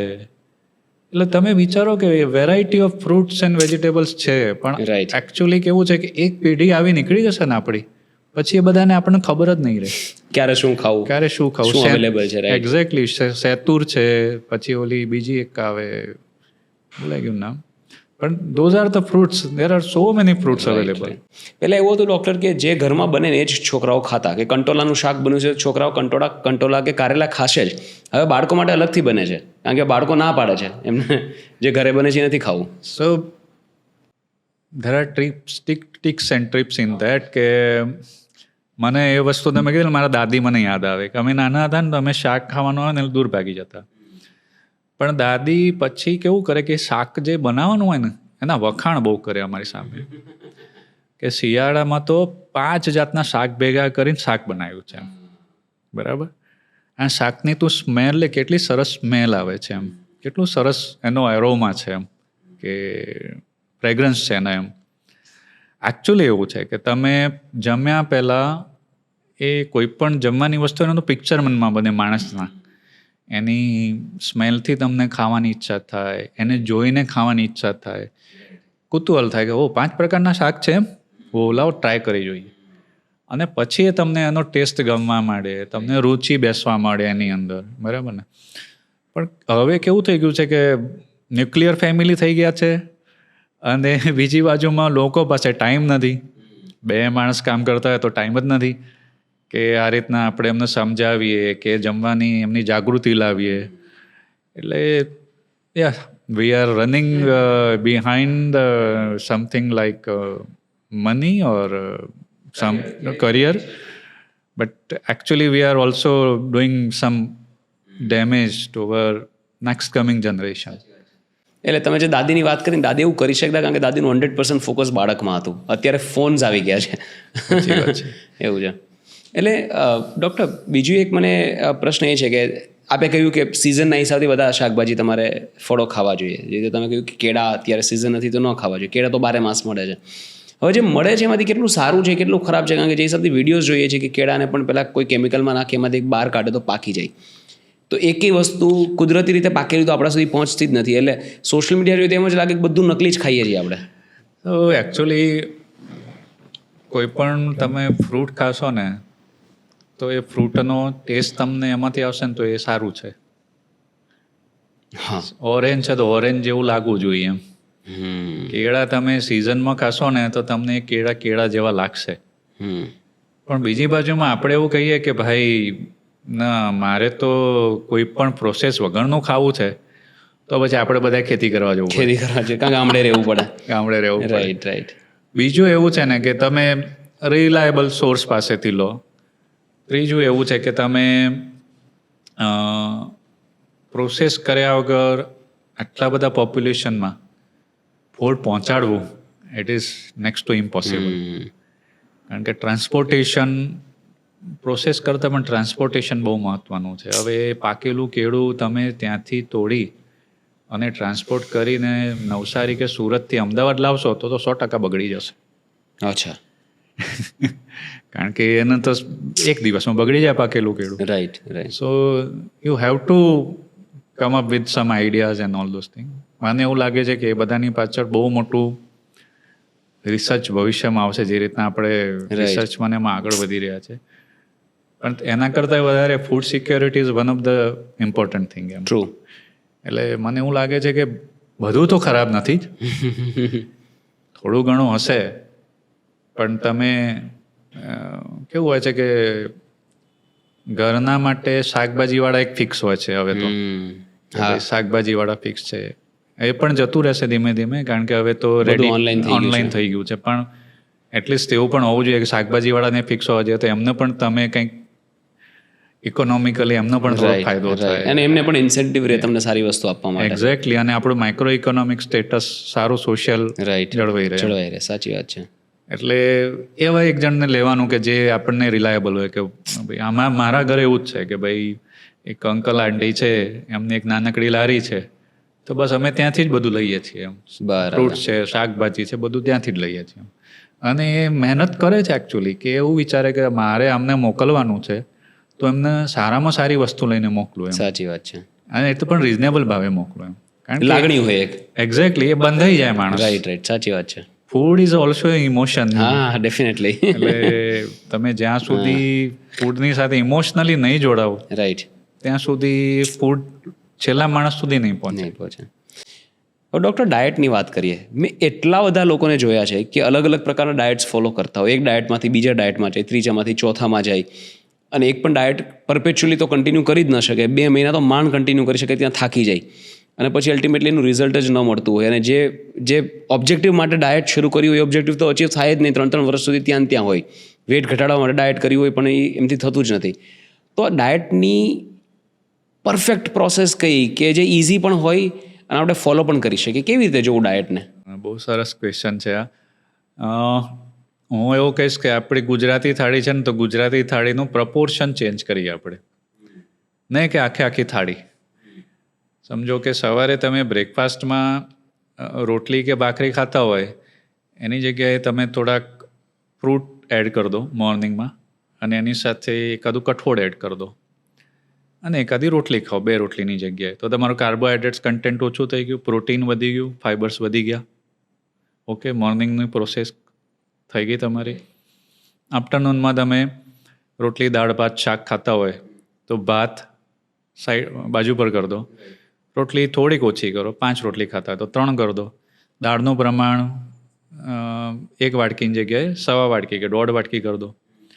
તમારા જમવાની અંદર કોઈ પણ કાચું સિઝનેબલ શાકભાજી એડ કરો, કાકડી એડ કરો, ગાજર એડ કરો, મૂળા એડ કરો, બરાબર, કોબીજનો સલાડ એડ કરો. જો શક્ય બને તો બપોરે પણ 1 કઠોળ એડ કરી દો. શક્ય ના બને તો દાળ તમે વધારી જ છે, બરાબર. રાતનું જે છે એટલે ડિનર છે તો એની અંદર આપણે યુઝ્યુઅલી ગુજરાતી માણસો ખીચડી, ભાખરી, શાક કે થેપલા, ખીચડી, કઢી એવી રીતના કમ્પોઝિશન કરતા હોઈએ છીએ, બરાબર. તો તમે એની જગ્યાએ બાજરો અને જુવારની વસ્તુ વધારે ખાઓ, ઢેબરા ખાઓ, બાજરાનો રોટલો ખાઓ, જુવારની રોટલી ખાઓ, એટલે તમારું વીટ ઓછા થઈ જશે, કાર્બોહાઈડ્રેટ કન્ઝપ્શન થોડુંક ઓછું થઈ જશે. એની સામે ખીચડીમાં 2/3 ચોખા 1/3 દાળ હોય છે, એની જગ્યાએ તમે હાફ દાળ હાફ ચોખા કરી દો, બરાબર. એટલે તમારો એમાં પણ પ્રોટીન ઇન્ટેક વધી જશે. અને શાકભાજી તો તમે રોજ રાત્રે ખાવાની કોશિશ કરો, બરાબર. બીજું કેવું છે કે બેસનવાળી જે વસ્તુઓ છે એ થોડીક તમે વધારો, કારણ કે ચણાનો લોટ બેસિકલી એ પ્રોટીન. ગાંઠિયામાં પ્રોબ્લેમ એ છે, ગુડ કેચ. ગાંઠિયામાં પ્રોબ્લેમ એ છે ને કે ડીપ ફ્રાય થાય છે. યસ. એટલે હું એવું નહીં કે તમે ભજીયા ખાઓ, બરાબર, કારણ કે ઓઇલ પ્રમાણ વધી જાય. એમાં બનેલી સબ્જી ખાઈ શકો તમે. એક્ઝેક્ટલી. તો બેસનનો થોડોક તેલ નાખી અને શેકી અને પછી તમે એનું મસાલો બનાવીને ખાઈ શકો. બેસનવાળી ભીંડી, ભરેલા રીંગણા, એ ટેસ્ટી પણ લાગશે એમ. એકચ્યુઅલી પાત્રા તમે ઓછા તેલમાં ફ્રાય શું કહેવાય તડકો કરેલો હોય, વઘાર કરેલો હોય તો patra is very healthy. Even khaman પણ સારા છે, હેલ્ધી છે, કારણ કે બેસન છે અંદર, ફર્મેન્ટેડ છે ને બેસન છે. રાઈટ. એટલે ફર્મેન્ટેડ વસ્તુ B12 મળે, પ્રોબાયોટિક, અને પ્રોબાયોટિક તરીકે કામ કરે. ઓઇલ બહુ મિનિમમ હોય, રાઈટ, પાણી જ વધારે હોય, રાઈટ. એટલે મને એવું લાગે છે ને કે તમે ફોર એક્ઝામ્પલ મોહનથાળ પણ જુઓ, મોહનથાળ બેસનથી બને, બરાબર. એટલે તમે પ્યોર કાર્બોહાઈડ્રેટ્સ તો વધારે લેવાની કોશિશ ઓછી થઈ જાય. ઘી હોય, ઘી પણ થોડુંક સારું, રાઈટ, બરાબર. તો તમે જો તમે મોહનથાળની તમે હિસ્ટ્રી જુઓ ને તો ભગવાન શ્રી કૃષ્ણ હતા ત્યારથી મોહનથાળ બને છે. આટલી જૂની રેસીપી દુનિયામાં કોઈની પાસે નહીં હોય. અને બેસનનો ઉપયોગ જે હિસાબથી ગુજરાતીઓ કરી શકે છે એવું તો મને નથી લાગતું દુનિયામાં બીજું કોઈ કરી શકતું. પણ એમાં ફ્લિપ સાઈડ છે કે આપણે છે ને બેસનમાં જે તળેલા નાસ્તા છે ને એ બહુ ખાઈએ છીએ. ડીપ ફ્રાય, ચવાણું છે, સેવ છે, એ બધું બહુ ખાઈએ. ગાંઠિયા છે, એ બધું બહુ જ ખાઈએ. ફાફડા. હા, હવે તો એવું છે ને કે કોઈ પણ 4 રસ્તે જાઓ તો બે વસ્તુ તો ખાસ મળે, જલેબી ફાફડાની દુકાન અને બીજું જીમ. આ બાજુ જલેબી ફાફડા ખાવાના, સવારે જઈને જીમ કરવાનું. બહુ સાચી વાત. હું ઘણીવાર આ લોકોને કહેતો હોય કે આપણે યુનિવર્સિટી રોડ છે ને, જે યુનિવર્સિટીમાંથી જે વચ્ચેથી PRL વાળો જે રોડ નીકળે છે ને, ત્યાં ઘણા બધા લોકો ચાલતા હોય સવારે. એ ચાલીને વોક પૂરી કરીને પછી એન્ડમાં જઈને પાછા ગાંઠિયા ખાવા બેસી જાય. એટલે કન્ઝ્યુમ 50-60 કેલરી કરી હોય અને ત્યાં જઈને 600 કેલરીના ગાંઠિયા ખાઈને પાછા ઘરે જઈને નાસ્તો અલગ. સર, ગટ હેલ્થનું અગર ધ્યાન ન રાખવામાં આવે, આપણે જે વાતો કરી એ બધી બેઝિક લેવલની અત્યારે વાતો કરી કે પહેલાં તો ગટને હેલ્ધી કેવી રીતે રાખવું અને શું એવું ન કરવું કે જેનાથી ગટની હેલ્થ બગડે. પણ બગડવાની શરૂ થાય પછી ક્યાં લેવલ સુધી જઈ શકે? કારણ કે લોકો છે ને પેટને સિરિયસલી લેતા જ નથી, કારણ કે વિઝિબલ નથી ને, અંદર જે કંઈ થાય છે તકલીફ તમને વિઝિબલ નથી. તો ખરાબમાં ખરાબ સિચ્યુએશન ક્યાં સુધી ધીરે ધીરે કેવી રીતે બગડે એની વાત કરીએ. તમે જુઓ ને એક પછી એક જોઈએ તો for example irritable bowl syndrome, બરાબર, કે જેમાં પેટમાં મજા જ ના હોય, કંઈકનો કંઈક પ્રોબ્લેમ હોય, ગેસ થઈ જાય, વારંવાર ઝાડા જવું પડે, બધો બહુ કોન્સ્ટિપેશન થઈ જાય. તો નહીં તો 100માંથી 50 પેશન્ટને અમારે આ પ્રોબ્લેમ હોય છે. અને એમાં એ લોકો એટલા થાકી જતા હોય છે કારણ કે એમની ક્વોલિટી ઓફ લાઈફ સારી નથી રહેતી. ક્વોલિટી ઓફ લાઈફ સારી ના રહે અમને બીજી બધી જગ્યાએ હેરાન કરે. તમારા પર્સનલ રિલેશનમાં, સોશિયલ રિલેશનમાં, તમારી ઇકોનોમિકલી આગળ વધો, પ્રોડક્ટિવિટી, બરાબર. થાક જ આખો દિવસ ઘણા બધા અમને થાકી જ જઈએ છીએ અમે, ગેસ થાય છે ને થાક લાગે. Basically it puts so much of stress on themselves કારણ કે ગટ હેલ્થ સારી નથી. બીજું કે આપણે ઘણી બધી જગ્યાએ જોયું હશે કે હવે મેલિગ્નન્સી કે કેન્સરનું પ્રમાણ બહુ વધે છે. પેટના તમે જુઓ તો અન્નનળીના કેન્સર જુઓ, પેન્ક્રિયાસના કેન્સર જુઓ, લીવરના કેન્સર જુઓ, ઇન્ટેસ્ટાઇનના કેન્સર જુઓ, બહુ ઝડપથી આગળ વધી રહ્યા છે અને બહુ યંગ લોકોને અમે જોઈએ છીએ ઇન્ડિયામાં. એ પણ unhealthy diet, unhealthy lifestyle, lots of stress, આ બધું આપણને આમાં મૂકે છે. એવું કહેવાય છે કે ભાઈ હવે આપણને એવું લાગે કે ઇન્ડિયન લોકોની એવરેજ એજ વધતી જાય છે, પણ અમે યંગ લોકોમાં 30-35 યર્સ, 45 યર્સના લોકોમાં પણ આ બધા પ્રોબ્લેમ જોઈએ છે. બીજું યંગ છોકરાઓની અંદર કે ટીન એજની અંદર અમે inflammatory bowel disease, ulcerative colitis, Crohn's ડિઝીઝના પ્રોબ્લેમ ઘણા જોવા મળે છે. અત્યારે એક નવો ટ્રેન્ડ ચાલુ થયો છે કે ભાઈ you need to consume some amount of alcohol તો જ તમે સોશિયલાઇઝ થઈ શકો, લોકો ભેગા બેસી શકો એમ. જેના લીધે લીવરના પ્રોબ્લેમ અમે બહુ જોઈએ છીએ કારણ કે એક બાજુ ઓબેસિટી વધતી જાય, મેદસ્વીપણું વધતું જાય અને બીજી બાજુ એ લોકો આલ્કોહોલ કન્ઝપ્શન કરે છે.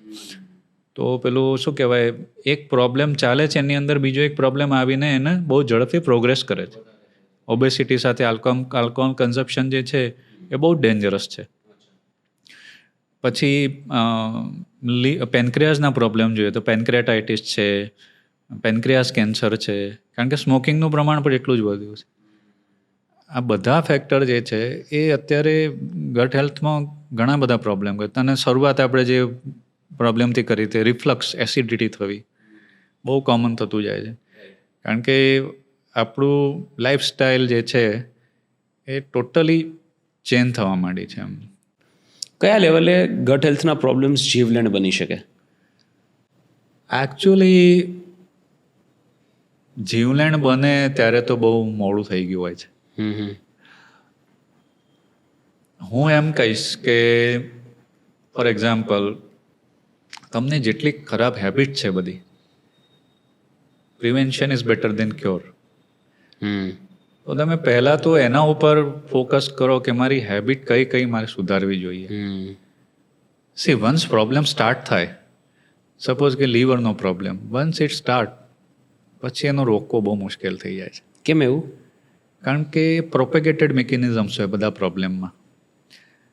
ટિશ્યુ ડેમેજ થઈ, ટિશ્યુ રિપેર થાય, પણ એ નોર્મલ એવી ને એવી ટિશ્યુ ક્યારેય ના બને. અચ્છા.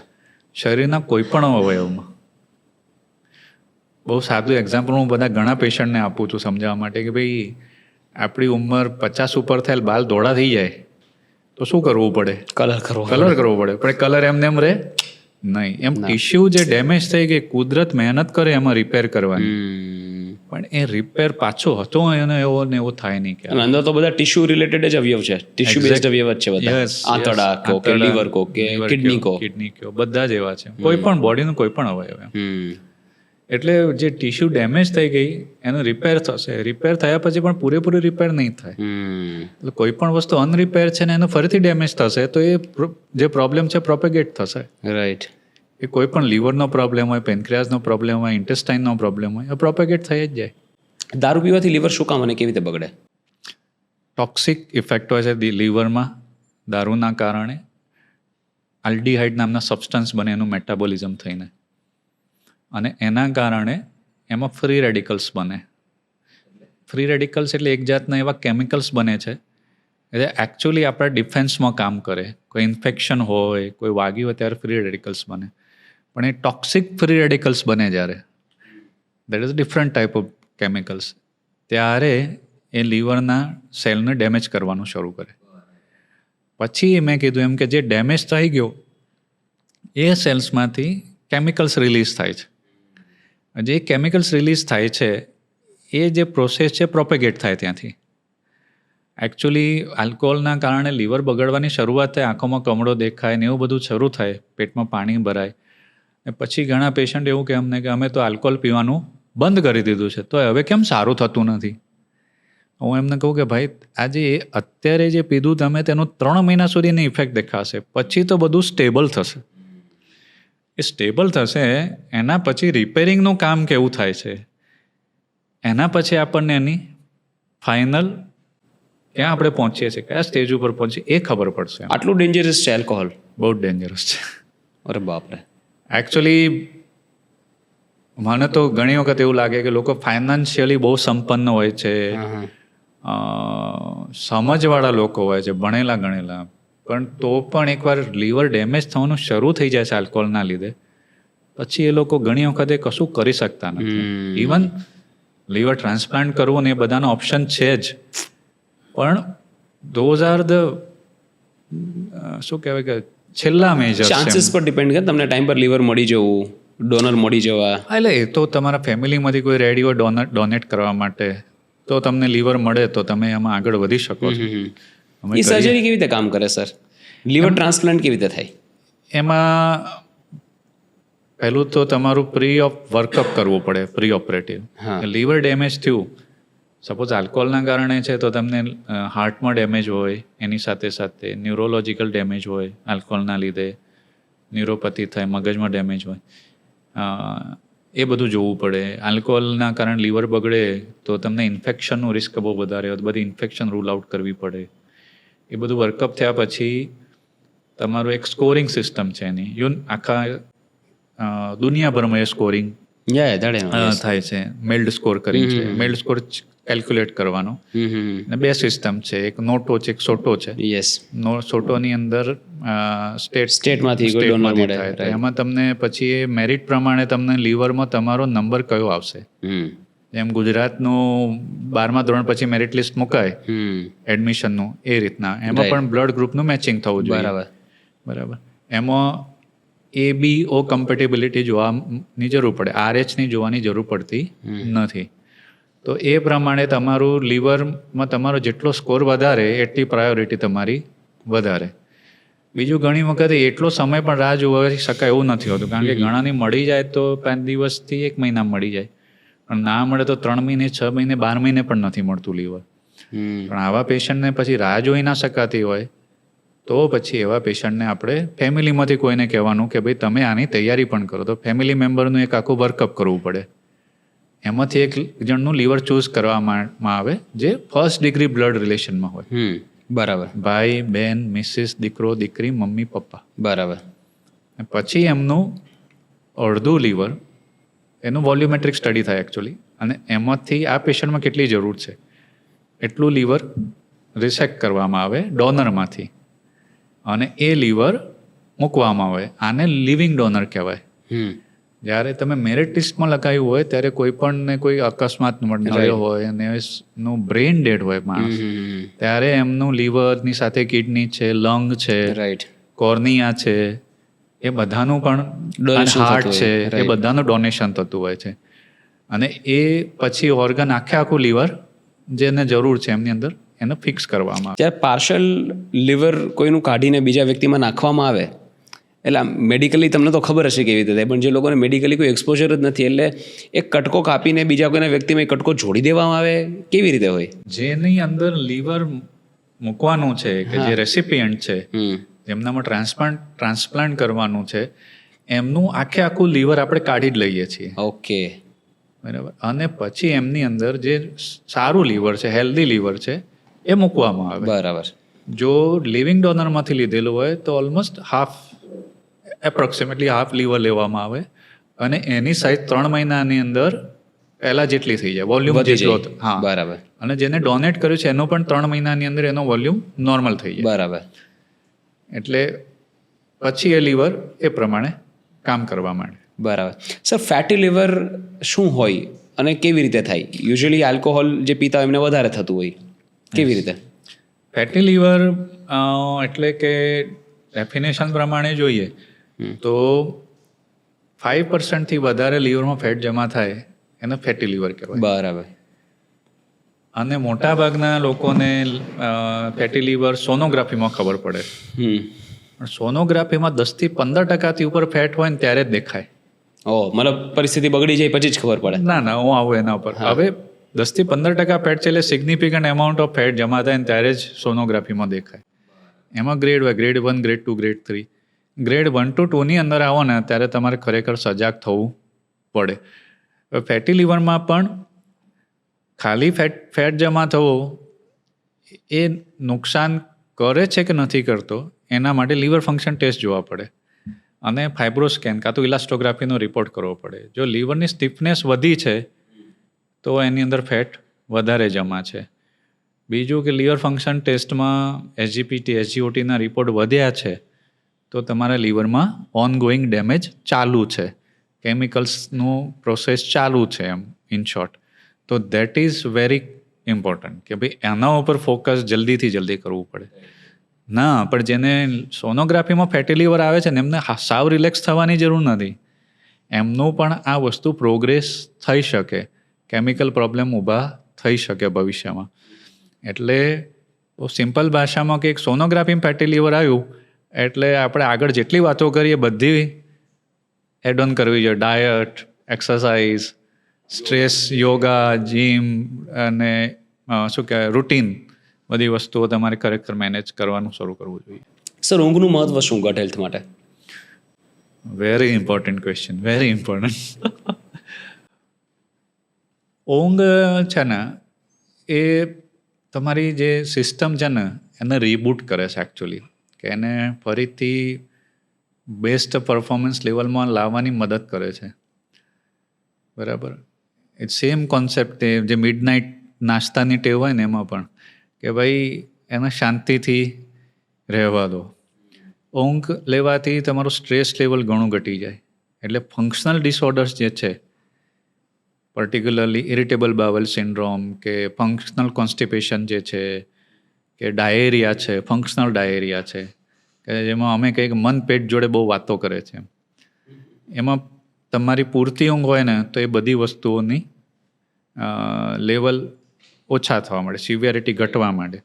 ઇવન ઘણા બધા ડિઝીઝ છે, ધારો કે for example inflammatory bowel disease છે, તો જેટલી ઊંઘ ઓછી એટલું ઇન્ફ્લેમેટરી બાઉલ ડિઝીઝની સિવિયરિટી ઘણી વખત વધારે જોવા મળે. ઇન્ફ્લેમેટરી બાઉલ ડિઝીઝ એટલે થોડું સિમ્પલ. એક જાતનું આંતરડાનો સોજો કે જેમાં અલ્સર્સ થાય. બરાબર. એમાં ઝાડામાં બહુ બધું લોહી આવે, પેટમાં દુખાવો થાય, લાંબા ગાળામાં ઇન્ટેસ્ટાઇનમાં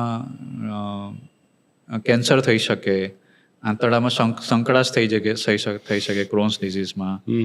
એમાં ઘણી વખત કાણું પડે, ફિસ્ટુલા બને ક્રોન્સ ડિઝીઝમાં. અચ્છા. અલ્સરેટિવ કોલાઇટિસમાં કોલોન મોટું થઈ જાય, બ્લીડિંગ એટલું બધું થાય કે છેલ્લે સર્જરી કરીને આંતરડું કાઢવું પણ પડે ઘણી વખતે. અને એ બહુ ડ્રાસ્ટિકલી વધી રહ્યા છે આ બંને ડિઝીઝ અત્યારે. અને ઇવન મને એવું હતું કે નાના ટાઉન હશે એમાં નહીં હોય આવું, પણ મેં બહુ ધ્યાનથી જોઉં છું ને કે નાના તાલુકામાં પણ તમારે ફાસ્ટ ફૂડ ખાવો છે ને તો અવેલેબલ થઈ જશે, પેકેટ્સ ખાવા છે તો અવેલેબલ થઈ જશે. કારણ કે ટ્રાન્સપોર્ટેશન અને ડિસ્ટ્રીબ્યુશન એટલું બધું ડીપ છે. યસ. જેના કારણે હવે ગામડાઓમાંથી પણ પેશન્ટ્સ આવે છે. કે આપણે વાત કરીએ કે ખેતરનું ખાવું છે, પણ ગામડાના લોકો પણ ખેતરનું ખાવાનું થતું નથી. રાઈટ. એટલે so we are changing so fast in the food consumption, very fast. અને આ બધા રોગ બહુ મોટા સંખ્યામાં આવી રહ્યા છે, એમ એવું અમને જોવા મળી રહ્યું છે અત્યારે. એમ સર છેલ્લા 7 વર્ષથી મેં કાર્બોનેટેડ ડ્રિંક્સ પીવાનું બંધ કરી દીધું છે. કાર્બોનેટેડ ડ્રિંક્સ એટલે કે કોકા કોલા કે પેપ્સી કે 7 અપ કે સ્પ્રાઇટ કે જેમાં કાર્બન ડાયોક્સાઇડ હોય. રાઈટ. તમે પ્લીઝ લોકોને સમજાવો કે કેટલા નુકસાનકારક છે પેટ માટે. એબ્સોલ્યુટલી, તમે બહુ સારો ક્વેશ્ચન કર્યો. એકચ્યુઅલી કાર્બોનેટેડ ડ્રિંક્સની અંદર સેમ સ્ટોરી છે. હા. એ કાર્બન ડાયોક્સાઇડ તો નાખે જ છે, પણ સાથે સાથે એની અંદર શુગર નાખે છે. અને એ શુગર છે ને રિફાઇન્ડ શુગર હોય છે. અને એ એવું છે કે તરત જ બોડીની અંદર બ્લડની અંદર જતું રહે, સીધું બ્લડની અંદર પહોંચી જાય. યસ, એટલું ઝડપથી પ્રોસેસ થઈ જાય. હા, સપોઝ તમે ગ્લુકોઝની ચપટી મોઢામાં નાખશો ને હા તો સીધું મોઢામાં જ એબ્ઝોર્પ્શન થઈ જશે. ઓ ડાયજેસ્ટિવ સિસ્ટમમાં જવાની જરૂર જ ત્યાં નથી. સુધી નીચે જાય છે એટલે બહુ ઝડપી ક્લિયર થઈ જશે. અચ્છા. કેવું છે કે લિક્વિડની અંદર જેટલું શુગર વધારે તો લિક્વિડનું પ્રોસેસિંગ સ્ટમકમાંથી સ્મોલ ઇન્ટેસ્ટાઇનમાં જવામાં ખાલી 30 મિનિટ ટુ 1 અવર લાગે. બરાબર. સોલિડ ફૂડના 3 થી 5 કલાક લાગે. એટલે તમે plenty off load of the sugar જ્યારે આવું કોઈ કાર્બોનેટેડ ડ્રિંક પીવો છો ત્યારે પ્લેન્ટી ઓફ શુગર લોડ તમે ઇન્ટેસ્ટાઇનમાં નાખો છો. રાઈટ. પછી ત્યાં બધા સેન્સર છે ઇન શોર્ટ એ જોવે છે કે ઓકે હવે આ તો શુગર આવી ગઈ છે ઘણી બધી તો આપણા મિકેનિઝમ્સ ઇન્સ્યુલિન રિલીઝ કરો. હા પણ પછી એના જે મિકેનિઝમ્સ છે રાઈટ. એ બધા ફેડઅપ થવા માંડે અને સાથે મોસ્ટ ઓફન મેં જોયું છે કાર્બોનેટેડ ડ્રિંક્સ લેતા હોય ને એની સાથે કંઈક તો મેંદાવાળું સાથે ખાતા જ હોય 100%. બરાબર. એટલે એ જે કોમ્બિનેશન જે છે એ વધારે પોટેન્ટ થઈ જાય છે Right. પ્રોબ્લેમ કરવામાં. બીજું કેવું છે કે આની પાછળ બીજી એક સાયકોલોજી પણ છે કે ભાઈ મને કોક પીવું ને તો જ મજા આવે છે. તમે સૌરાષ્ટ્રમાં જશો ને તો સોડા તો પીવા જ પડે જમ્યા પછી. હા જમ્યા પછી સોડા પીવી પડે. સોડા પીવી જ પડે. So it is a kind of belief in the people. ન પીવી જોઈએ. આઈડિયલી ના પીવી જોઈએ કારણ કે સોલ્ટ બહુ વધારે. સાદી સોડા પણ ન પીવી જોઈએ. સાદી સોડા ચાલે. Sparkling water is okay. હા પણ સોલ્ટ કે શુગર વાળું ડ્રિંક નહીં. શુગર વાળું ડ્રિંક નહીં. ઇવન તમે સાઉથમાં જાઓ ને તો they consume coffee after food. અચ્છા which is okay. Which is okay. અચ્છા. Take coffee after the food. પણ આપણે ગુજરાતી કલ્ચરમાં એવું નથી. આપણે તો જમ્યા પહેલા પણ સ્વીટ અને જમ્યા પછી પણ સ્વીટ. જમ્યા પહેલા સાચી વાત. સ્વીટ ખાવાની જમ્યા પછી કે ડેઝર્ટ ખાવાનું આઈસ્ક્રીમ ખાવાનું. હમ. પણ ઓવરઓલ કાર્બોનેટેડ આપણે થોડાક બીજા રસ્તે જતા રહ્યા પણ કાર્બોનેટેડ ડ્રિંક્સના કારણે શુગરનું મેનેજમેન્ટ જે સેન્સર છે બોડીનું એમાં બહુ જ પ્રોબ્લેમ થાય છે. અને અમુક લોકો તો કન્ઝપ્શન એટલે તમે દિવસનું લીટર જેવું પી જતા હોય છે. That is very high consumption. એટલે ગ્રોસરીની જેમ જ અમુક લોકોના ઘરમાં આવે છે carbonated drinks. Yes litre 2 litre જેવું હા એવી રીતે 2 દિવસમાં ખતમ થઈ જાય. Right. That is not good. ના છોકરાઓ પીતા હોય છે સર. એક્ઝેક્ટલી એ જ વાત હતી કે હેબિટ હા તમે પીતા હશો તો તમારા છોકરાઓ ડેફિનેટલી પીવાના છે. રાઈટ. ભાઈ તમારા ફાધર સ્મોક કરતા હોય તો તમને પણ કુતૂહલથી એવી ઈચ્છા થાય કે ચાલો ને આપણે પણ ટ્રાય કરી જોઈએ. તો કાર્બોનેટેડ ડ્રિંક્સમાં તો એવું હોય કે આમાં તો શું પ્રોબ્લેમ છે પીવે નહીં છોકરો પીવે જ નહીં એમ. રાઈટ. એટલે ઇટ ઇઝ અબાઉટ હેબિટ. તમે એને એવી ટેવ પાડશો નાનપણથી એની સામે તમે એક ઓરેન્જ જ્યુસ લઈને પીશો કાં તો એક સંતરું મોઢેથી છોલીને ચાવીને ખાશો કાં તો કે એપલ ખાશો તો એને એમ થશે કે હું પણ આ જ ખાઉં. ચિલ્ડ્રનનો બિહેવિયર શું છે actually they copy the surrounding. The adults parents. Yes most often parents. આપણે જે પ્રમાણે કર્યું છે એ પ્રમાણે જ એ લોકો બાળકો કરવાના છે. સર તમે કીધું કે લિક્વિડમાં જો શુગર હોય તો આપણું બોડી ફટાફટ અબ્ઝોર્બ કરે. બાય ધેટ લોજિક જ્યુસીસમાં પણ આપણે શુગર પહેલાં કન્ઝ્યુમ કરીએ અને ફાઇબર્સ તો આપણે કાઢી જ નાખીએ છીએ. એટલે આઈ એમ યુઝ્યુઅલી અગેન્સ્ટ ધ જ્યુસીસ. ના એટલે હું તમને કહીશ કે જ્યુસમાં કેવું છે કે તમે ફ્રેશ પીવો છો કે ટેટ્રાપેક વાળો પીવો છો. બરાબર. ફ્રેશ ઇન ધ સેન્સ કે તમે ઓરેન્જને સ્ક્વીઝ કરીને કાઢ્યું જ્યુસ એનો બનાવ્યો દેટ ઇઝ એકચ્યુઅલી ગુડ. એમાં કોઈ પ્રોબ્લેમ કારણ કે એની અંદર જે શુગર જે છે એ નેચરલ શુગર છે. પણ ફાઈબર નથી રહેતા ને સર. હા કહું છું ત્યાં આવું છું. બરાબર. આપણો એવો છે કે ભાઈ ફાઈબર જે છે ને આપણે દેખાય એવા હોવા જોઈએ. એકચ્યુઅલી એવું નથી હોતું. હા ફાઈબર એટલે કે ઘઉંનું જે ઉપરનું પડવાનું થૂલું બને એમાં ખરેખર બહુ સારા ફાઈબર હોય છે. અચ્છા. મગની પોતરાવાળી દાળ જે છે ને એનું જે ઉપરનું કર છે એમાં ફાઈબર ઘણું વધારે હોય છે. અચ્છા. એટલે આપણે ગુજરાતી લોકો તો ફાઈબરનું કન્ઝપ્શન એટલું બધું છે કે આપણે ન જાણતા પણ ઘણું બધું ફાઈબર વાળું ખાવાનું ખાઈએ. બરાબર. ગુજરાતી મિલ ખાઈએ તો આપણે ઘણું બધું ફાઈબર આપણા ફૂડમાં હોય છે એકચ્યુઅલી. રાઈટ. સર મેટાબોલિઝમની વાત કરીએ. હું નાનો હતો, હું મારી પોતાની જ વાત કરું. હું જ્યારે નાનો હતો ને ત્યારે મારું બોડી વેઇટ બહુ કંટ્રોલમાં રહેતું કે હું મારું કદાચ પોષણ વધારે ઓછું પણ થાય તો પણ મારો બોડી વેઇટમાં એટલો ફરક ન આવે બહુ લાંબા સમય સુધી. પણ પછી હું બહાર ગયો આઉટ ઓફ ઇન્ડિયા. ત્યાં આપણે એકલું રહેવાનું એટલે પહેલાં તો નિયમિતતા ન રહે, બીજું કંટ્રોલ ન રહે, બીજું જમવાનું ગમે ત્યારે કારણ કે ફિલ્ડની જોબ હતી. તો ત્યાં 6 જ મહિના હું રહ્યો ત્યાં. પણ મને એવું લાગે છે 6 મહિનામાં મારું મેટાબોલિઝમ એટલું બધું હું ડેમેજ કરીને આવ્યો કે હવે ફૂડની માત્રામાં થોડો ઘણો પણ ફેરફાર થોડા સમય માટે કરું તો વેઇટમાં સિગ્નિફિકન્ટ ડિફરન્સ આવે છે, કારણ કે મેટાબોલિઝમ વીક થઈ ગયું. તો મેટાબોલિઝમનો કોન્સેપ્ટ આપણે લોકોને સમજાવીએ અને કેવી રીતે ઇમ્પ્રૂવ થઈ શકે. બહુ બેસિક મેટાબોલિઝમ કોન્સેપ્ટ એવો છે ને કે તમારું જેમ એજિંગ થશે ને એમ એનું ઉંમર થશે, બરાબર. અને ઉંમર થશે એટલે બધે જ થશે એમ. તમારી ફિઝિકલ એક્ટિવિટી પણ ઓછી થશે, તમારું ડાયજેશનની સિસ્ટમ વીક થશે. Even metabolism is well controlled by the muscles also. Muscle is a very integral part of the overall metabolism. એટલે કેવું થાય છે કે ફોર એક્ઝામ્પલ કે આપણે કોઈ જોબમાં ગયા તો આપણે જોબ કરતા હોઈએ ત્યારે કાં તો ઓફિસમાં બેસતા હોય, કાં તો કારમાં કે ટુ વ્હીલર પર ટ્રાવેલિંગ કરતા હોઈએ તો આપણી ફિઝિકલ એક્ટિવિટી ઓલમોસ્ટ ઝીરો થઈ જશે. પણ આપણી મિલ પોર્શન, મિલની સાઇઝ એટલી ને એટલી રહેશે. તો બોડી શું કરશે કે ભાઈ કન્ઝપ્શન નથી થતું તો શું થશે, સ્ટોરેજ થશે. એટલે પછી તો કેવું છે, એક લેવલ પર ઉપર તમે ઇવન થોડુંક પણ ખાશો ને તો એનું તમને વજનનો વધારો વધારે દેખાશે. એવો કોઈ ક્રિટિકલ પોઈન્ટ હજી સુધી ખબર નથી પડી સાયન્સમાં, પણ અમે કેમિકલના લેવલે, કારણ કે it is interaction between the mind, between GI hormones, with physical activity, with emotions, with the food which you consume, and the way you carry out all this burden in the routine functioning. કારણ કે આ બધું problem થાય છે ને તમારું stress લેવલને પાછું વધે ને પછી એ વિશિયસ સાયકલ ચાલતું જ રહેશે. એ સાયકલ ક્યારે બ્રેક જ નથી થતી. પણ two manage metabolism very simple idea કે ભાઈ રૂટીન સારું કરીએ અને બેસિક જે ફૂડ છે એ ખાઈએ. રાઈટ. તમે એવું વિચારતા હોય ને કે મારે મારું ફેટ મેટાબોલિઝમ કંટ્રોલ કરવું છે ને તો હું ઓલું કંઈક એક એપલ સાઇડર વિનેગર કંઈક ચાલે છે, કંબુચા અને એપલ સાઇડર વિનેગર, એ હું લઈશ ને તો મારું ફેટ મેટાબોલિઝમ બહુ ફાસ્ટ થઈ જશે. એકચ્યુઅલી એવું કંઈ નથી, નહીં. કારણ કે જે પણ ડાયજેશનના કે ફેટ મેટાબોલિઝમ કે પ્રોટીન મેટાબોલિઝમના પાથવે જે છે એટલા કોમ્પ્લેક્સ છે, એટલા એકબીજાની જોડે સંકળાયેલા છે અને એટલા બધા એકબીજાની જોડે ઇન્ટરેક્શન છે. પણ બહુ બેસિક રીતે જોવા જઈએ ને તો it provides you the energy in the crisis.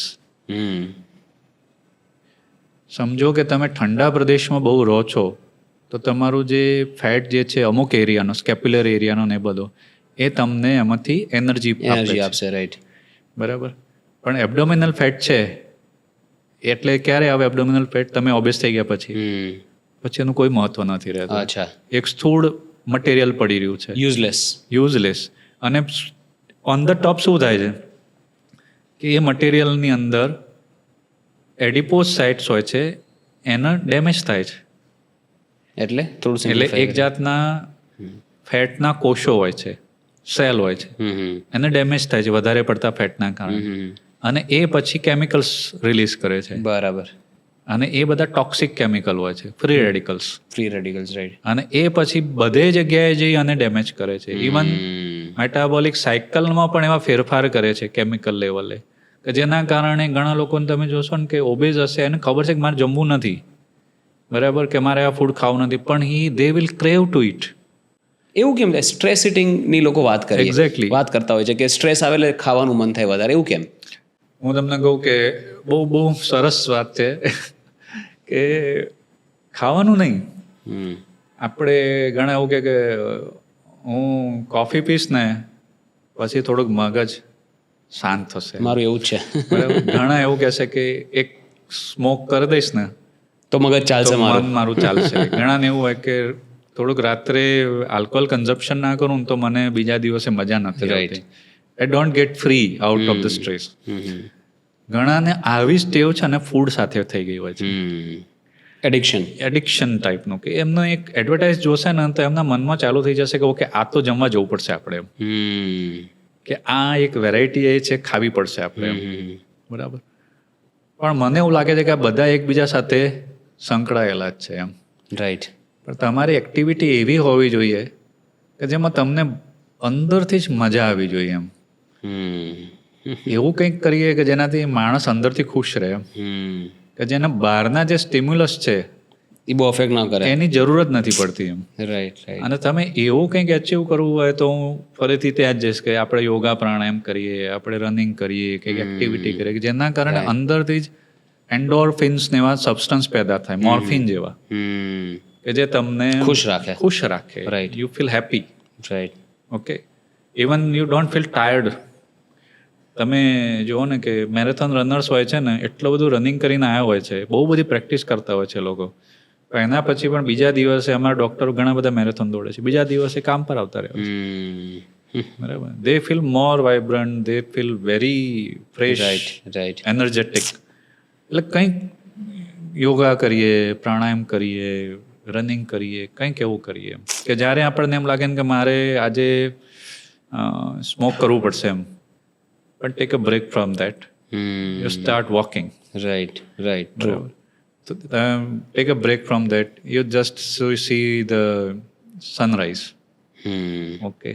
Nature સાથે કનેક્ટ થાઓ. એક્ઝેક્ટલી. Right. તમે સવારે ગાર્ડનમાં જાઓ તો આપણું મગજ સવારે ઓકે આજે 10 વાગે આ ટાર્ગેટ છે, 11 વાગે આ ટાર્ગેટ છે, 12 વાગે આ છે, 3 વાગે આ છે.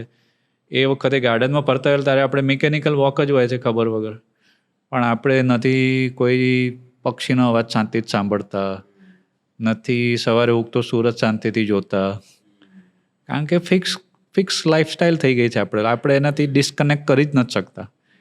ઘણા બધા મારા પેશન્ટ આવે કે અમે ફરવા જઈએ ને બહાર એટલે આવો કોઈ પ્રોબ્લેમ નથી થતો.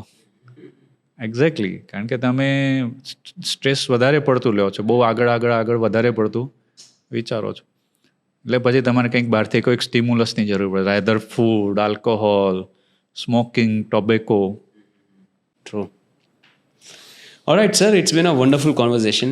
Thank you. ઘણા બધા ટોપિક્સ આપણે એક્સપ્લોર કર્યા. I think audience will understand the gut a little better now. શું કરવું, શું ન કરવું, અને ખોટું કોમ્પ્લિકેટ કરવાની જરૂર નથી. જેવી રીતે આપે કહ્યું એમ કે આપણા જ લાઈફસ્ટાઈલમાં પહેલાં આપણે બધું વ્યવસ્થિત રીતે કરતા જ હતા, ખાલી માત્રા દરેક વસ્તુની થોડી ઉપર નીચે કરી દઈએ તો લાઈફ સેટ છે, ગટ સેટ છે. Thank you so much sir, really appreciate. Thank you.